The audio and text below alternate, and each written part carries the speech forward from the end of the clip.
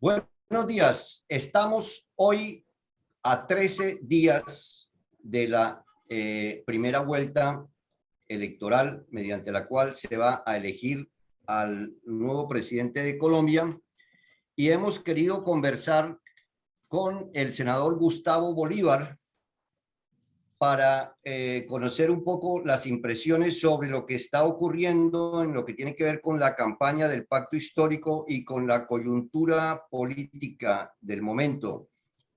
Don Gustavo, buenos días, bienvenido a El Unicornio.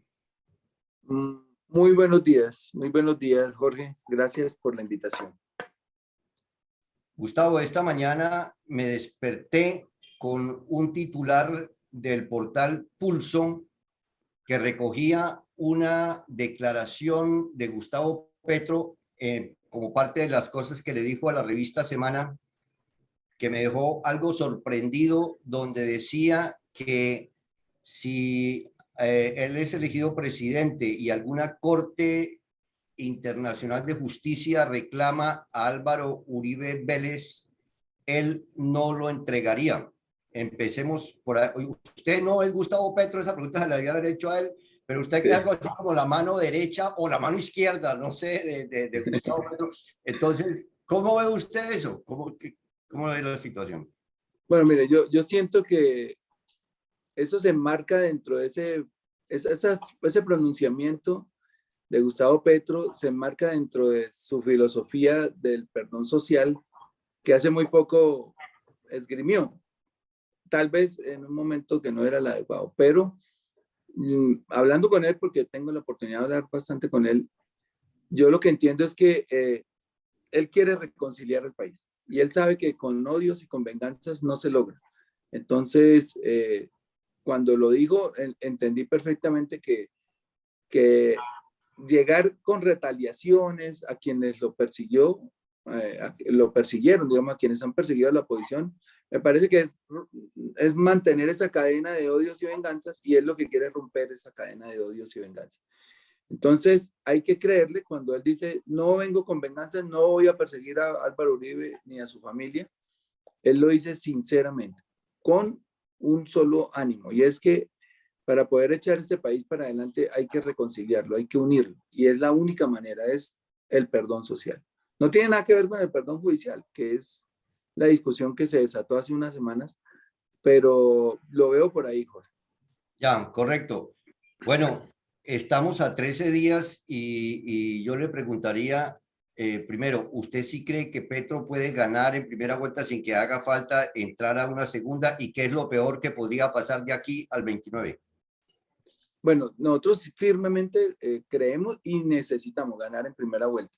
Estamos trabajando para ello. Ninguno de nosotros descansa un día de la semana tratando de acercar más y más gente, especialmente ya en esta etapa, abstencionistas y personas indecisas, que según los expertos toman esa decisión prácticamente faltando 1 o 2 semanas para la elección. Entonces, estamos en el momento crítico en que podemos sumar ese 3 o 4% que según nuestras encuestas nos falta para llegar al 51%. Porque aunque ganamos en todas las encuestas, en todas, no hay ninguna donde se pierda, nosotros también tenemos unas mediciones internas que nos indican que estamos un poquito más cerca de lo que dicen las otras encuestas de ganar en primera vuelta. Entonces, la estrategia es seducir a los indecisos sobre todo y a los abstencionistas, que son la mitad de los votantes en Colombia. Hablando de las encuestas, me llamó la atención un informe de Noticias 1 que desconfía también de esas encuestas y da a entender que Federico Gutiérrez está como muy inflado por esas encuestas y que parece que el segundo de verdad en la preferencia popular es Rodolfo Hernández. ¿Usted se imagina una segunda vuelta Petro-Rodolfo Hernández y qué podría pasar ahí?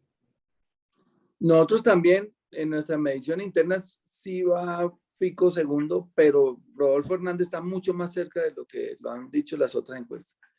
Yo pienso que si le empuja un poquito estos días, Rodolfo podría ser el segundo de la elección presidencial, porque Fico de verdad no conectó con la gente. Y es muy difícil para un candidato arrastrar ese Cristo, pues, de representar el continuismo y uno de los gobiernos con más baja popularidad de la historia en Colombia, que es el de Duque. La gente ya identifica a Fico con Duque 2. Y yo le decía precisamente ayer en una manifestación en La Calera a la gente, porque me preguntaban cómo llegarle a los abstencionistas y a los indecisos. Yo les decía, hágales una pregunta muy sencilla.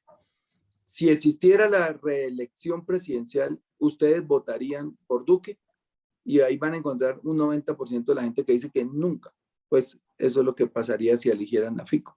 Por eso la gente, los que no gustan de Petro, porque hay también antipetrismo grande, prefieren votar por Rodolfo que por Fico.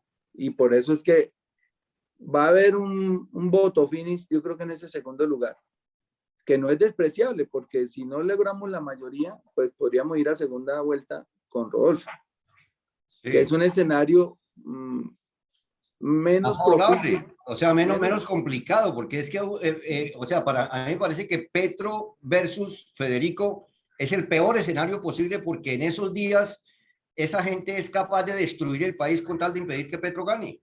Correcto, pero básicamente que si eso se diera, una final entre Petro y Rodolfo, estaríamos de plano ya eliminando el uribismo de estas elecciones. Claro, ya sí, por ejemplo, el país podría respirar tranquilo que va a llegar alguien distinto al uribismo.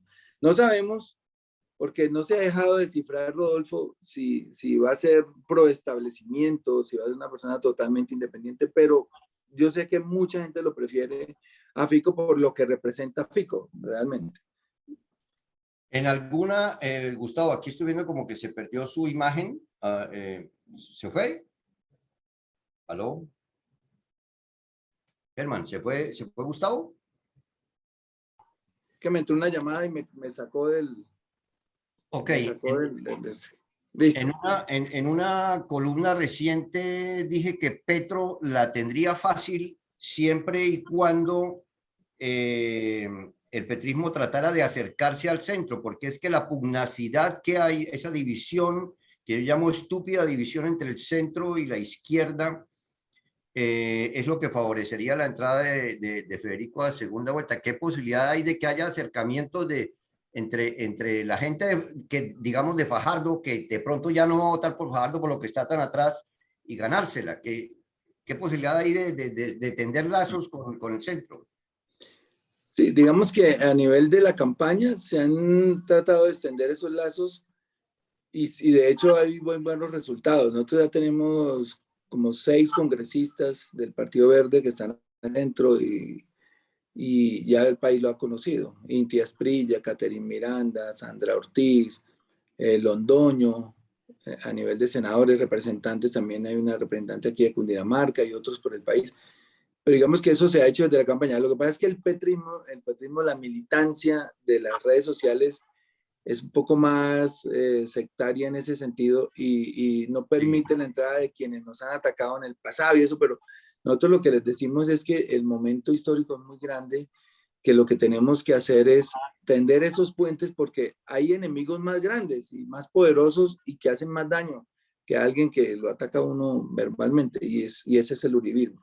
Entonces, si nos concentramos en el objetivo grande que es que este país pueda respirar en paz y eso significa derrotar a Álvaro Uribe en las elecciones, yo creo que la gente va a entenderlo y de hecho ya lo estamos haciendo. Yo soy uno que también he tenido mis confrontaciones ahí, pero ya lo estamos asumiendo y es que tenemos que ganar en primera vuelta. Correcto. Germán, nuestro jefe de redacción, está también aquí con nosotros. ¿Alguna pregunta para Gustavo Bolívar? Hola, Gustavo. Yo, Germán. Es evidente, pues, el juego sucio del cual ustedes han sido víctimas de parte de la otra campaña. ¿Cómo han lidiado con eso? ¿Qué tan difícil es lidiar con toda esa cantidad de noticias falsas y todo lo que han tenido que lidiar? Sí, muy complicado, Germán. Esa es una cosa, al comienzo me afectaba, pero como fueron tan seguidos los ataques, ya uno va creando su piel de cocodrilo y al final ya, por ejemplo, hoy en día, a mí algunas cosas me dan risa ya, porque uno sabe qué es y quién es. Entonces, con la conciencia tranquila, uno uno puede dormir normal. Ha habido unos ataques que ya rayan en lo ridículo. Por ejemplo, cuando pasaron las elecciones del 13 de marzo, apareció una noticia que mi hermana trabajaba en la registraduría y que era la que hacía los escrutinios. Entonces yo lo respondí con una risa, con un jajajaja, porque ya uno no sabe qué más decir. Ante eso que dice, yo no tengo ni un solo familiar en toda la administración pública. Nunca he caído en la trampa de hacer que la familia mía entre a la administración por recomendaciones mías, porque a mí me parece inmoral eso, porque es como poner en desventaja a millones de colombianos que no tienen familiar senador o familiar congresista. Hace poquito estaba el 1 de mayo en una marcha de los trabajadores del 1 de mayo y haciendo la transmisión encontré que venía una comparsa con un ataúd y en ese momento pregunté, ¿y qué están haciendo? Me dicen, no, enterrando a Fico y a Uribe. Yo todo lo que respondí fue, ay, ay, ay. Y armaron portada de revista Semana, y es que horroroso, Gustavo Bolívar entierra a Uribe y a Fico, y no son unas vainas tan ridículas que uno dice, oiga, pero están muy necesitados de noticias esta gente para sacar esto, que ni siquiera yo lo publiqué, eso quedó ahí en el live, pues yo ni siquiera lo tuiteé ni nada. Pero cosas como esas, o sea, ellos no hayan de qué pegarse, cada pronunciamiento que uno dice, lo que dijo Cristina, que me parece que usó un término electoral, quemar a alguien, pues es, sí, y ya eso armar una polémica impresionante, es porque como no damos papaya real, es decir, no estamos involucrados en actos de corrupción, ni en asesinato, ni nada, pues se inventan cada cosita que uno diga para armar una gran noticia, victimizarse y poder tener preponderancia porque no la tienen. Entonces, bueno, ya para responder tu pregunta, ya en este momento no me afecta nada lo que digan. Al comienzo sí fue bastante fuerte. Gustavo, creo que nos quedan 2 minutos porque cuadramos mal el tiempo de la entrevista y quería preguntarle, ¿hay preocupación respecto a las dificultades supuestas de Petro para armar equipo?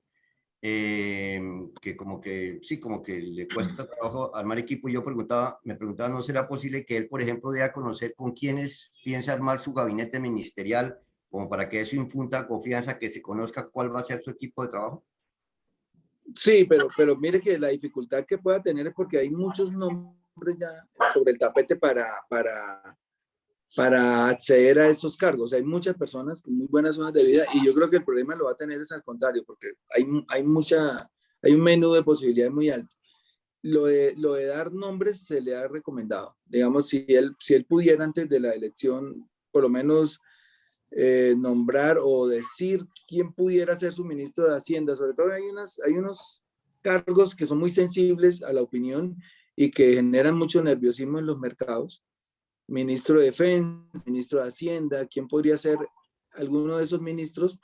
Yo creo que podría darle tranquilidad al país y eso también ayudaría a calmar esos mercados que están listos ahí a generar el pánico económico cuando él sea nombrado, cuando él sea elegido, porque eso es lo que hacen siempre con los candidatos que rompen la tradición hegemónica pues, de los partidos políticos tradicionales en la presidencia.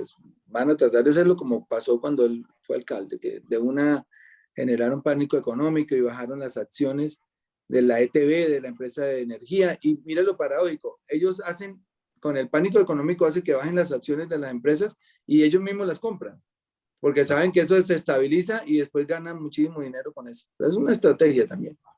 Ok. Gustavo, muchas gracias por esta entrevista y espero que podamos, le deseamos la mejor suerte y que podamos seguir en contacto más adelante. Sí, gracias a ti, Jorge, y discúlpame haberte quedado mal un par de ocasiones. No, esta campaña no nos da tregua. Gracias, hermano, muy amables. Gracias.